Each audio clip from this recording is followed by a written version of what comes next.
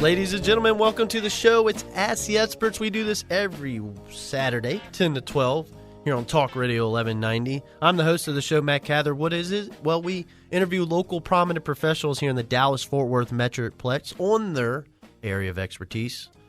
This show is no different. Of course, we got Lori Vann in studio today. Great to have her back. Before we get to Lori, you can find her online at vannassociates.com. That's vannassociates.com, and that's VANN, two N's in that, associates.com. The phone number is 972-315-5052.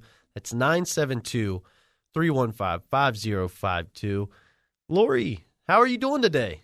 I am doing well, thank you. Yes, it's great to see you all. We always have a good time in here, and I know today's show is jam-packed.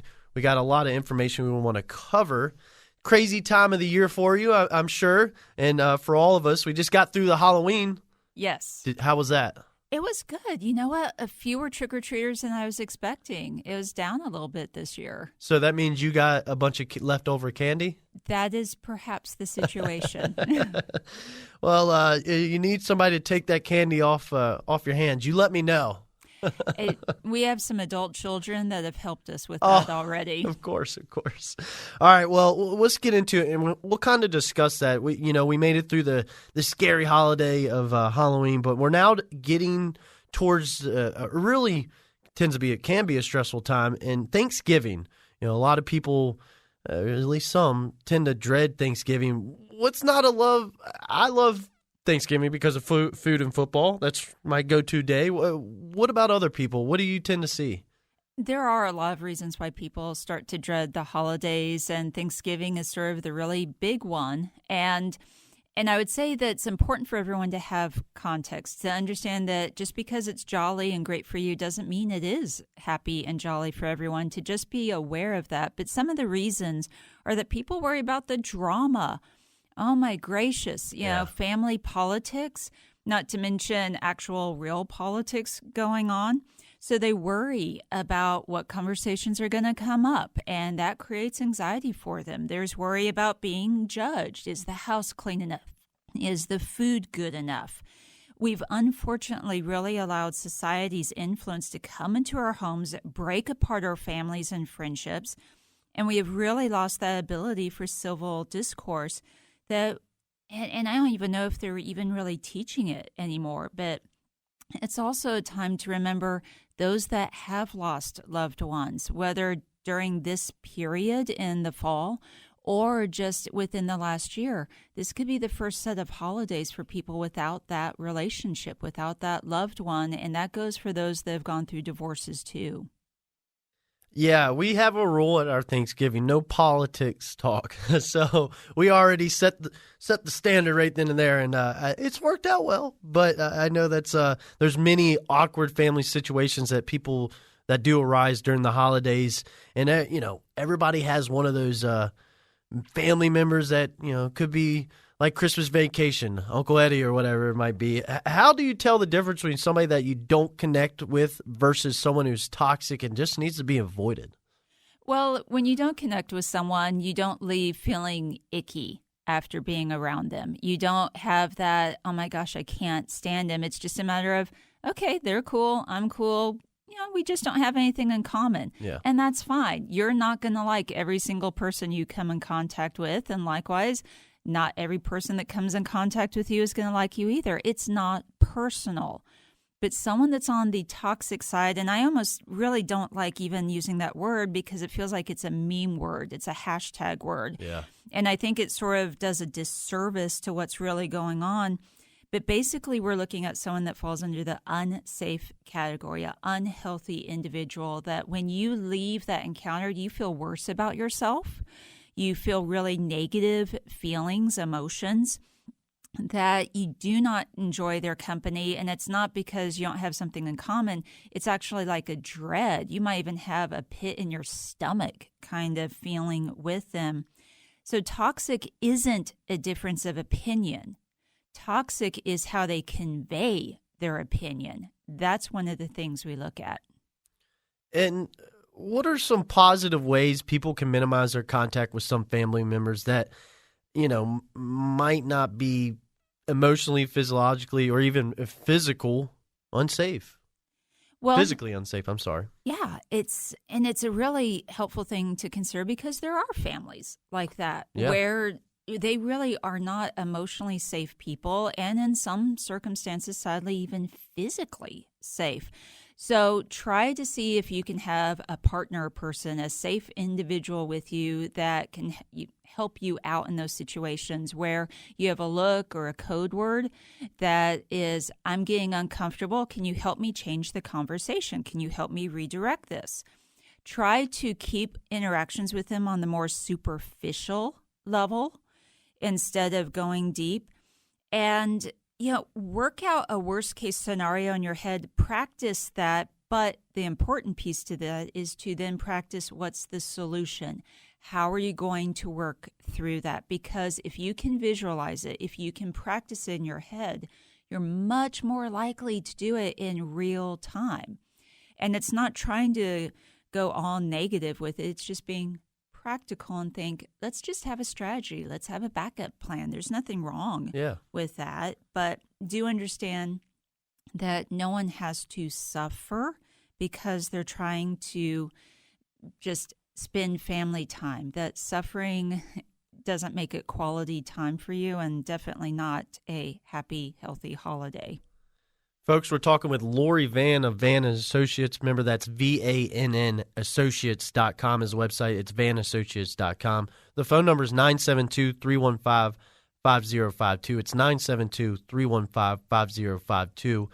And we're talking today in regards, the stress management, I guess is the best way to put it, of the holidays, because not only do you maybe deal with some family members you don't see much during the regular year. You come down, you might see them once or twice a year, and these are usually around this period of time. And not to mention the stress of gifts and whatnot of Christmas coming up here soon. I'm sure we'll talk about that in the future. Now, in regard to build off that, if you disagree with a family member, and I told you about our family, we keep politics, that's left at the door. But you got the big three: the sex, religion, and politics. If you disagree with somebody, does that mean that you need to cut ties with them, or when you should cut ties? How does all that play out? Just because you disagree with someone doesn't mean you have to end a relationship. I think that's been one of the most unhealthy, toxic things that's come out of social media. Yes. Is that somehow we have let society tell us that just because you disagree with someone, then therefore you can no longer have a relationship with them. If all else, take the part of, love the sinner, so to speak, and not the sin. You still are to love individuals. So just because you disagree doesn't mean you have to end a relationship. And it's to keep in mind that just because there's a disagreement doesn't mean that you have to join into it, that you have to get into the fray. You still have to be responsible for your actions, your emotions. And if you want people to change, then you be the change. You role model it. But when should you cut the ties? Well, if they're emotionally and verbally aggressive and that's really consistent with them, that they use some kind of blackmail, whether that's in a financial sense or an emotional sense, or another one I'm not thinking of, the guilt trips. If they're yelling at you, putting you down, bullying, then that's when we really have to look at the boundaries, because I'll say this, no one has ever changed their opinion because of a Facebook post, and no one has ever changed their opinion because they were yelled at to do so. Yeah. I couldn't agree more, and I think that's one issue that we got to do better with is even if you disagree with somebody, I'm sure there's plenty of things that you can agree on. It's just it's an interesting time, I guess you could say. We'll go ahead. We'll take a quick break. I want to do a quick live read of something for Lori, and then we'll jump right back into questions. Remember, we're talking with Lori Vann of Vann & Associates today on the show. It is Ask the Experts here on Talk Radio 1190. I'm the host, Matt Cather. And, of course, guys, life is challenging. Everyone is impacted by a mental or behavioral health situation at some point in their lives. There's no escaping life frustrations, turmoil, or traumas.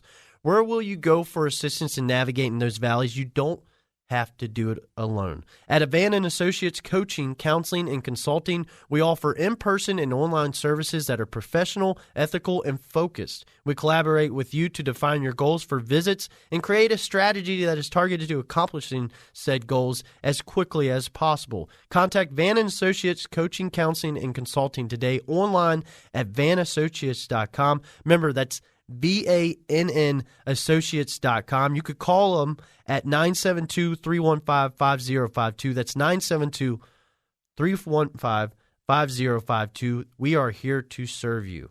Now, Lori, I usually start things off, and we kind of drove weird into things, so I want to kind of come back around and do this where I always set the stage, and we always talk about a little bit about you and Vann and Associates. So let's do that real quickly. Tell everybody about your background, and then we'll get back to talking about the stress management for the holidays. Well, my purpose is here to serve the community in whatever way that I and my associates are able to. Been a licensed professional counselor supervisor for over 20 years, worked in a wide variety of clinical experiences, and then I'm also a professional speaker, been doing that for over 20 years, author of 5 books, and I provide business consulting services. So in addition to all of those different things, I'm also the founder of the Institute for Non-Suicidal Self-Injury, and that's important to note because if you understand the signs of self-injury, then that also leads to suicide prevention because there's such a strong correlation between the two. Yeah, and I had a good conversation about that yesterday. Like we've talked before, I'm a veteran. Veterans Day was yesterday. It's always a big day for me, and I always tried to really hit on the epidemic that we have in regards to suicides with the veteran community, and I always appreciate you on that as well. Now, we were discussing stress management, holiday stress management, because we all know what that means. You get together, you see maybe family you haven't seen in a while, and, maybe you don't get along or, whatever it might be. You were mentioning that term safe or healthy people or unsafe or unhealthy people. Can you provide some examples? Yes, absolutely. And I would say there's also the reason to understand those differences is context, because if you understand that someone has had a really bad year, then maybe they're not jovial because they're dealing with that and it's not personal to you. Not every person's reaction is a personal response to you. And so if you can understand a little bit about what they're going through or have gone through, it gives you that context to understand why they might be doing what they do. It's not saying to excuse the behaviors, but it's just having a little bit more understanding. And with that, some unsafe traits, what you're going to be looking for is the person that always thinks they have it all together and they put on a really good show that they have it all together, but it's usually an overcompensation. It's a lot of insecurity that might be underneath it. There's a whole lot of show going on, and if you need examples of that, just go to Instagram and you can readily find that going on. An interesting one, because we're in the South, they are religious and not spiritual. There is a difference between the two. Religious is going to go more Pharisee types, very judgmental, very holier than thou, versus spiritual understands the context of what the religion is about, that there is more of a love behind it. It's about service. It's about helping others, not just doing a little checkoff list. That people that are unsafe tend to be defensive. Yeah. That if you give them feedback, they're like, oh, no, I'm not going to hear that. And they're instantly coming at you with their fingers pointed, and they're trying to redirect. And oftentimes a phrase we call gaslighting, where they're trying to put all the blame on you, and then you're left going, oh, my gosh, maybe it is my fault. Maybe I am wrong. And then they've walked away not having to own any stuff. And there's a whole lot more examples, but basically they're emotionally immature. They're stunted, and that's what an unsafe person looks like. Is it is like a situation where you don't know where people are going through, and you just happen to be in close proximity that day, and they decide to take it out on you. I mean, that's what you're saying essentially? Yeah, and that can happen. So in really defining an unsafe person, it's looking at consistency, because everyone has a bad day. Everyone has done something on the unsafe list. It's a handout I give my clients. Of course. Everyone's guilty of doing it at one point or another. The difference is that healthy people are able to own it and acknowledge it and then have a willingness to address it. Unsafe people consistently ignore it, in denial. They don't want to deal with it, and they want to keep pointing the finger at everyone else, and that is their pattern. So you can't handle constructive criticism. Yeah. Yeah. In which, if you want to be successful, I've always told people, hey, I can only be better in myself if you're willing to let me know what I'm doing wrong, or I enjoy constructive criticism. Part of being a healthy person is using what is seen as healthy, mature conversation like you kind of just mentioned. You privily brought that up, and it's possible that someone thinks they're being assertive when, in fact, they're actually being verbally aggressive. What is the difference between assertive and verbally or aggression communication, I guess. Yeah. Aggressive communication, I'm sorry. And it is true. A lot of people think that they're being assertive because they're pushing their way and they're getting their way, and people just sort of cower to them. And that's probably more aggressive communication, that you're a bull in the china shop. And so you might get initially what you want, but you lose a lot in exchange for that. You lose the respect of people, and they're going to be less likely to want to work with you or help you in the future. So with aggressive communication, passive-aggressive goes under that category too. So communication roughly is about 90% nonverbal. It's the intonation you use. It's the body language. It's the eye contact. It's the facial expressions. It's all of that. So if you have someone that's doing the wag the finger thing, that's aggressive. Yeah. If you have someone that is doing the eye rolls, which, I mean, if you have teenagers, they are experts in eye rolling. Yeah. They're really good, but that's actually passive aggressive in nature. Yeah. Very. The big old sighs, like, that is passive aggressive in nature, versus assertive is that it's the exact opposite. You're able to remain calm.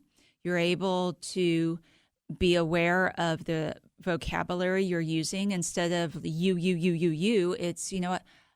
This is how I'm interpreting it. This is how it's coming across to me. This is what I would like for us to try to work on. So it's more of that responsibility part. But I think it also goes into the intent. With assertive communication, the intent is building a bridge. It's finding a solution. Aggressive communication is destroying that bridge and blowing it up, and it's a win-win-win attitude. We're talking with Lori Vann of Vann & Associates. Remember, VANNassociates.com. That's VANNassociates.com. That's where you can find her website at 972-315-5052. It's 972-315-5052. We're talking a little holiday stress management. I really like this discussion we're having today. And a really great question right here, because I know it's something that comes up this time of year. Weather's changing and it's getting darker earlier. How does that impact us physiologically and psychologically? Well, there's I know physically wise it definitely does, because of the sunlight, right? And what that brings to you. But yeah, go ahead. Absolutely, because the sunlight produces vitamin D. Yeah. It provides that. And just psychologically it perks us up too. But there's actually something called seasonal affective disorder. So if you notice pretty consistently that every fall to winter your mood shifts downward and you feel those symptoms of depression, you might have seasonal affective disorder. And that's something to speak with a healthcare provider for to find out. But there's also a lot of treatments for it too.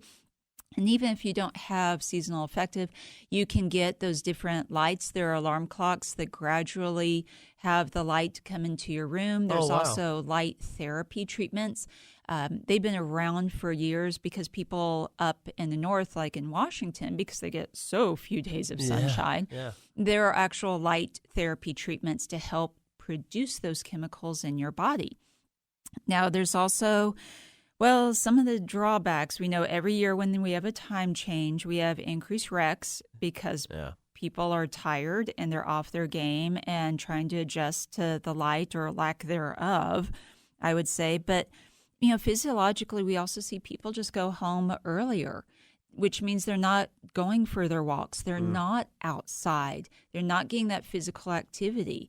And that has a negative impact on our mood. And then for the retail side, retailers hate it when it gets darker earlier because people aren't out shopping. Yes. So there's a financial impact too. And just we are visual creatures. And when we see it getting dark outside, we start to think it's a lot dark or a lot later than what it actually is. 5:30, you're thinking it's 7:30. Yeah, absolutely. So it totally throws off our clocks. Yeah, absolutely. It's like, bedtime came early tonight, and it's something we've probably been dealing with the past past week. Mm-hmm. We got about 3 minutes left on the show. This is a great way to end it. I know that you just recently gave a talk to a national company on this topic. Can you share some of the tips on how we can have and this is important, folks, have a happy and healthy holiday season at work and home, of course? Volunteer, volunteer, volunteer. We are so blessed to have so many opportunities in Dallas-Fort Worth. Serving others, it's also a legitimate way to get away from your family if you're needing to do that. Of course. And think in the grand scheme of things, when you're having disagreements with your family members, does it really matter? Because just think a year or 2 years ago, we weren't able to get together with our family members. So let's have some appreciation and think, is this a grand scheme? Is this a really big issue to blow up a family? And always remember that trifecta of sleep, exercise, nutrition, key for your emotional and physical health. It decreases that irritability too. And if you are single, I strongly recommend do not start a relationship during the holiday season because it's going to be very emotionally based. And when the holidays are over, so is the relationship, and then the heartbreak comes back. And finally, I do really want to stress that attitude of gratitude. Yesterday was Veterans Day, so if you know a service member, please extend gratitude to them and their families for their service and sacrifice. And then just every single day, find at least 3 things you can be grateful for because we are so extremely blessed in this country. And if you're wanting some more, December 2nd, I just put the event up. Have a happy holiday season. It's just a 1-hour event. Tickets are less than $10. It's eventbrite.com. How about that? That's very neat. Where's it going to be held at? It's going to be a webinar. Make it convenient for everyone. Yeah. Well, fantastic. So that's going to be on your website, you say? It's I'm trying to get it on the website. You can also go to eventbrite.com and put in Happy Healthy Holiday. Yeah, eventbrite.com. Guys, go check that out. That would be great and only beneficial. Lori, we got to wrap it up. Always a pleasure having you in studios. Just magnificent. We always have a great conversation, and I appreciate you for that. One more time, folks, it's Lori Vann of Vann & Associates, VANN Associates.com. That's VannAssociates.com, 972-315-5052. That's 972-315-5052. We got to get out of here. Another great Ask the Experts weekend in the book. Remember, eventbrite.com, and check out that little webinar she's got coming up. Folks, have a great weekend. I hope you have enjoy it. I know the weather's a little weird right now. Take care, folks.